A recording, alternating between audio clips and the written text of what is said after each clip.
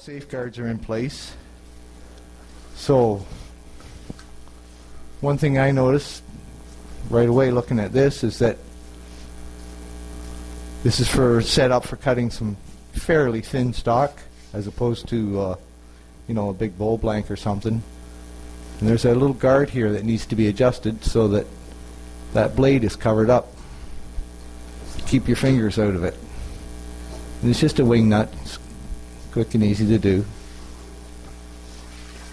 And ensure the blade runs freely in and against the upper and lower guide rollers.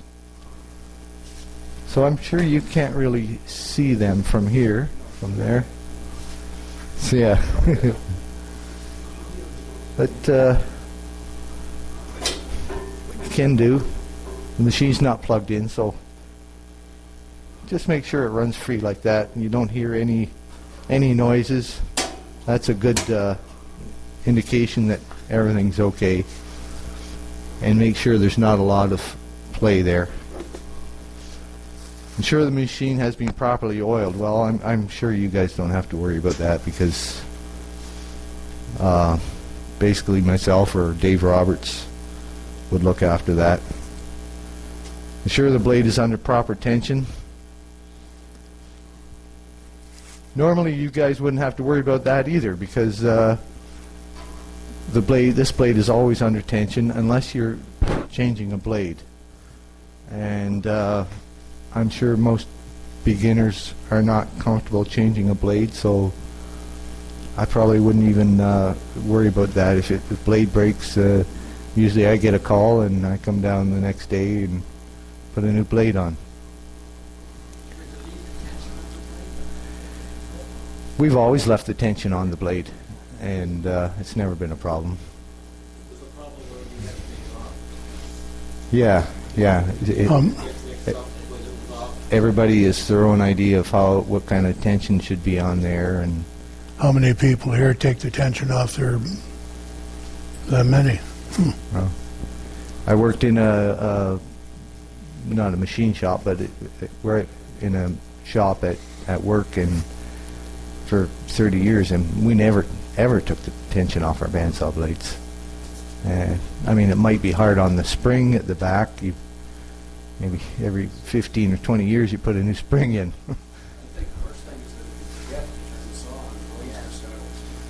Yeah, yeah, that's true. This saw at one time had a quick release on the back to take the tension off, but the casting broke off. So. Yeah. Okay. Ensure all band wheels are enclosed, so that's just a matter of making sure the doors are shut. Keep the floor around the bandsaw free of obstructions, so if you're cutting and throwing your cutoffs on the floor, stop every once in a while and clear them out of your way so you're not tripping over them and falling into the blade, hopefully. And here's an interesting one. Adjust the blade guard height with 1/8 inch of clearance of material. I've seen this on other safety things where they say 1/4 inch. And what they're talking about there is adjusting this for the height of the material you're cutting. And why some of them will say 1/8 and 1/4. Well, what's the difference? There is no difference. What they're talking about is it's less than this, less than a finger width, so that you're trying to be as safe as possible so you don't get your finger in there. Right, Cade?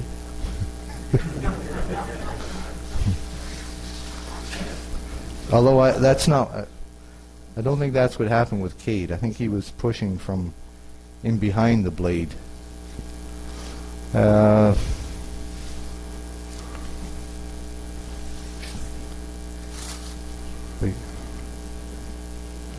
Okay, hold the stock firmly and flat on the table. This was something that Ethan mentioned 2 weeks ago in his demonstration, and that's very, very true. If your stock doesn't sit on the table square, you know, if it's got a bit of a twist to it or a high side, as soon as you start cutting, it's going to catch and throw your material down against the table, which is going to bend your blade, and as Ethan mentioned, one side of the blade is going to get duller than the other, and there goes your straight cut.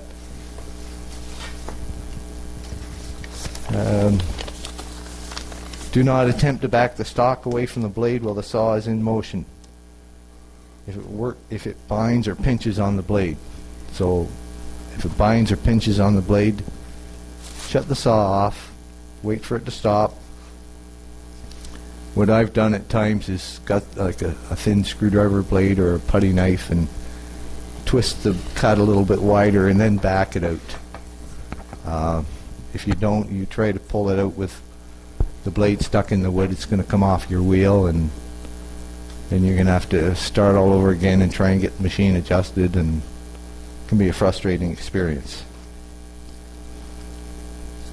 Do not leave the saw running unattended.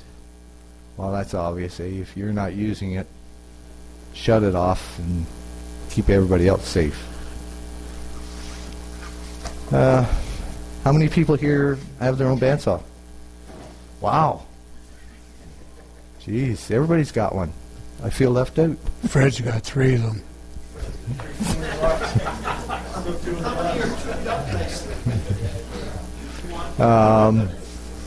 How many people have the little ripper jig that Ethan was demonstrating here? I know Gord has one. Gord Pearson's got one. Yeah. Nobody else? When the blade rides on the wheel, where do you position it on the wheel? I position it. I'm not sure if you can get a shot of that, but yeah, turn the machine right there.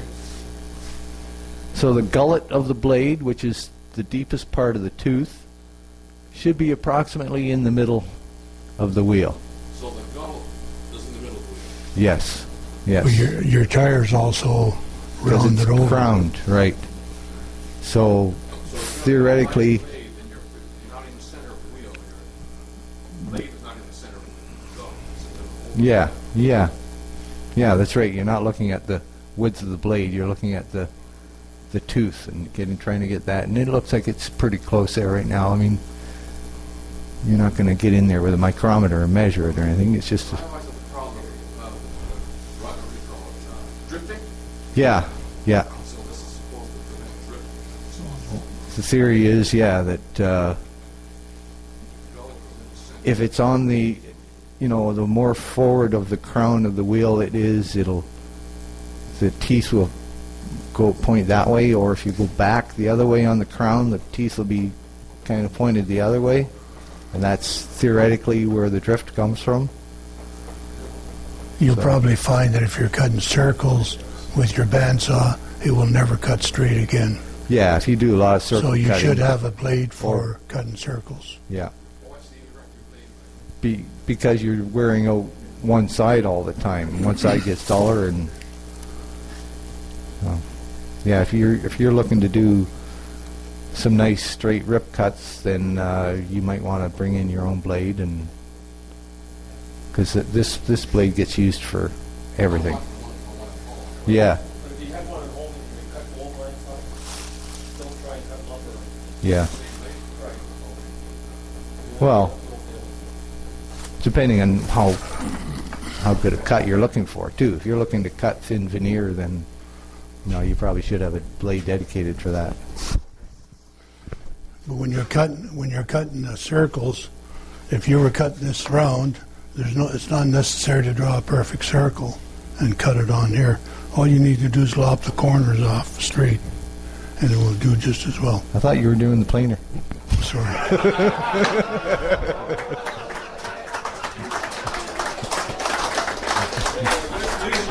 That's only fair. You did some of the planer too. Because I know you're not a You're wit. just helping me, right? I know that you're not a wit turner, so I just thought I'd just bail you out. Okay, thanks for backing me up. I have to work under certain universities, but I have 2 questions. Okay. One, I find with my bandsaw when I'm ripping something or cutting something, I use the fence. When it gets to a kind of wanders when I lose my straight cut plate. So you've got drift, some kind of drift going on then. Sandings, Yeah. then you did set up my blades. But the same thing with No, a pie. you've used it since I set it up, and it's getting dull. You've probably cut bull blanks or circles. So that's you check your drift on it. Yeah, you can. Is your fence adjustable for drift? Some of them are. Okay, well, it might be another visit to your place, eh? The other question is, you were saying about when it goes to the bearings, you shouldn't hear anything. But if you do hear a ticking, is that the weld? Probably, or yeah, or the blade's a little bit out. The weld hits the... Yeah, yeah. They're welded. I'm pretty sure they're welded manually, and you know, there's a little bit of human error in there for every blade. Every blade's a little bit different when you weld them. One thing I do with mine is a piece of like an old stir stick or something to keep it in. If you want to pick any pieces. Yeah, yeah. Oh, and for finishing the cut too, is I always keep a piece of handy, so as you're getting to the end of your cut, you can grab your extra piece of wood, and instead of pushing behind the blade, you can push with this wood, so that with the scrap wood, right? So you don't cut your fingers, right, Gabe? You got lots of helpers tonight. Yeah. Margot, you had a question? When you send the blade out for resharpening, would you still have to keep using that particular blade for circles? Or is it going to be corrected by your I don't know anybody that sharpens bandsaw blades. Do you? Yeah, No, usually once they're done. Ross used to do them one time, but he doesn't anymore. Yeah. Yeah. They're flame hardened, I think, so that once you sharpen them, you've probably gone past the hard layer. Any other questions? All right.